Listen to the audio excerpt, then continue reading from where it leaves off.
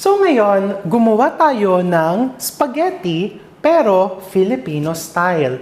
Napakabilis nito. So first, buksan mo yung apoy, medium flame, and kailangan mo ng mantika. I'm using olive oil but you can use any cooking oil. Maglagay ka lang ng konting oil sa iyong kaserola. And then, the basic, magigisa ka.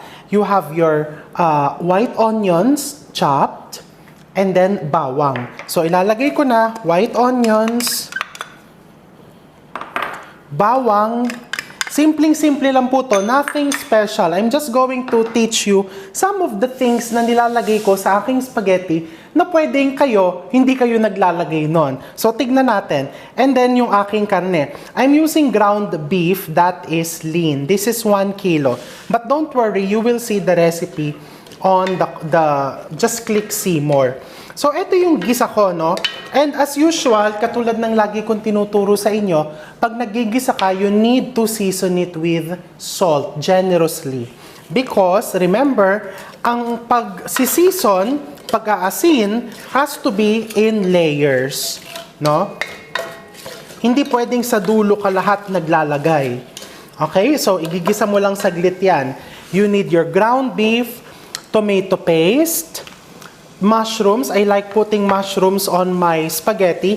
And you will see yung mushrooms, nag-iwan ako ng konting liquid because mushrooms has umami. So, natural flavor enhancer. Hot dogs, of course, hindi kumpleto ang Filipino spaghetti pag walang hotdog.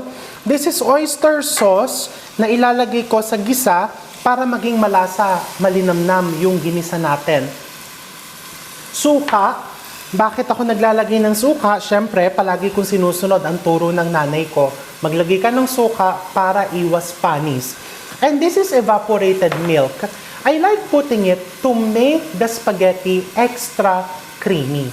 No? Malinamnam, creamy. And also, the enzymes in the milk will help tenderize more the meat. Okay? And of course, the tomato sauce. If you're wondering anong tomato sauce ang ginagamit ko, nasa sa inyo po yan. I'm using Filipino sweet style. Pwede ka din gumamit nung ordinary tomato sauce kung ayaw mo nung matamis. Pero me, I like it sweet. Di ba? Maganda ang buhay pag sweet. So yan, igisa mo siya. Makikita mo, no? Hindi ko binrown yung bawang. Kaya pakita natin to. Ginigisa mo lang hanggang mag-sweat or magpawis. And then I'm going to put the ground beef. I season it with some salt and oyster sauce. Yung oyster sauce is pampalinamnam. Wala po akong oyster sauce. You just put soy sauce. Actually, pwede nga ang patis. And then I'm putting 1 to 2 tablespoons of tomato paste. I'm using this tomato paste nasa Tetra Pak because pag nilagay ko siya sa ref, fino-fold ko na lang yan and then I just put a paper clip. Okay, so tingnan mo. You just saute it, ginigisa lang natin, hanggang maluto yung iyong karne. Mabilis lang to, 3 to 4 minutes. So, itutuloy ko yung paggisa nito hanggang maluto yung karne and then babalikan natin ito. So, after 3 to 5 minutes, you will see na luto na yung ating giniling.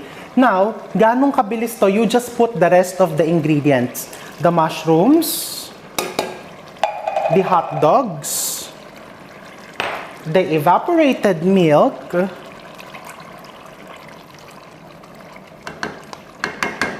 alam mo, may ibang countries, we have some viewers that they don't have evaporated milk kung saan man sila nakatira, no? So you can use heavy cream or even full cream milk. And then your tomato paste. Okay?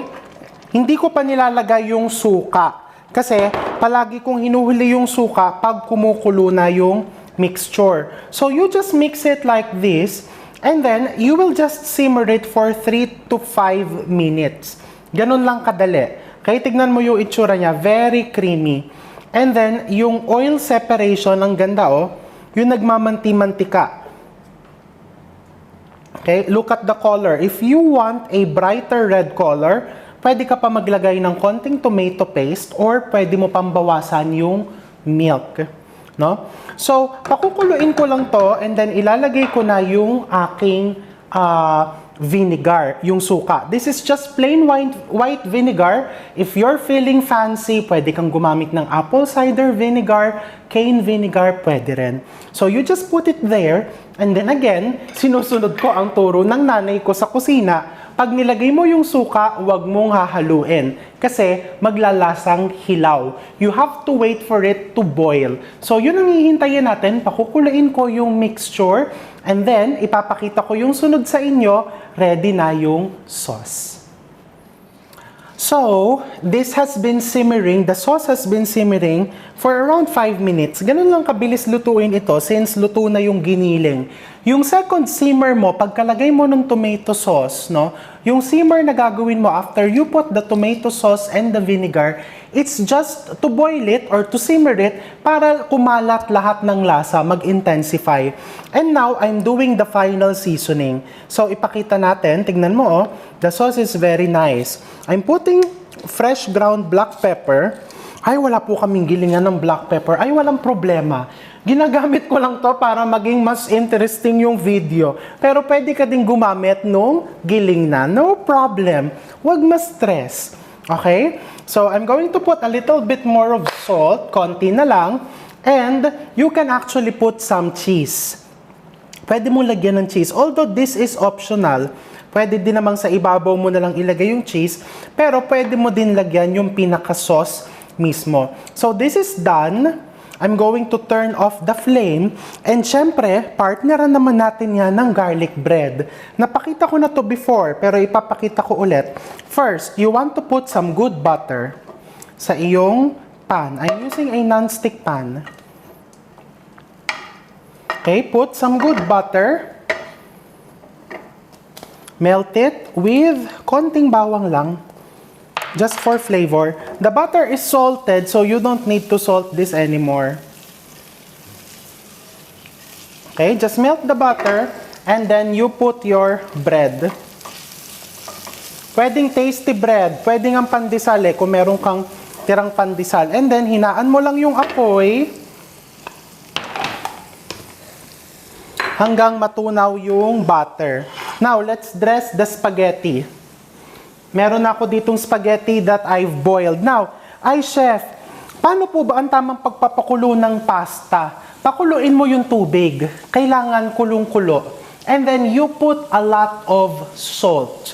When I cook, let's say kalahating kilong pasta, siguro mga isang punong tablespoon ng salt, sea salt or rock salt ang nilalagay ko. The pasta water has to be really flavorful. Maasin talaga. Para yung spaghetti mo mismo, malasa na. Ganong kadaming tubig po? It has to be at least times 6 to 8 of the weight of your pasta. Kung yung pasta mo kalahating kilo, that's 500 grams. 500 times 6 to 8, so that's 3 liters to 4 liters of water. Pakuluin mo, iluto mo yung pasta. Kung nakalagay dun sa instructions, 10 minutes, I always cook it minus 1 minute para hindi nalalabog yung pasta. Ganun lang. And then pagkapakulo mo, gamitin mo na immediately. Paano po kung hindi ko pa gagamitin? You know what I do? Hinuhugasan ko yung pasta kung hindi pa gagamitin to stop the cooking. Kasi if the spaghetti or the pasta remains hot, nalalabog siya. So you put the sauce, and then I have here cheese. You put some cheese. Pinatay ko na yung apoy ng ating garlic bread. O, diba? And then, you put your garlic bread dito sa gilid. Ay, wala tayong parsley. Okay lang. O kunwari na lang may parsley. Kasi kukunin pa sa labas, mag-e-edit pa ako ng video, hindi ako expert sa pag-e-edit. So this is your Filipino-style spaghetti enhanced with your homemade garlic bread. O bakit ikaw na mismo gumawa ng tinapay mo? 'Di ba? Kung marunong ka mag-bake ng bread. And then, let's try it. You can add more sauce if you want. Okay? I'll try. And of course, syempre, palaging hindi talaga kompleto pagka walang hotdog.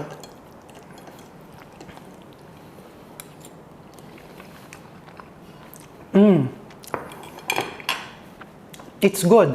I forgot to mention, if you want to add more sweetness, dagdagan mo lang ng konti pang sugar.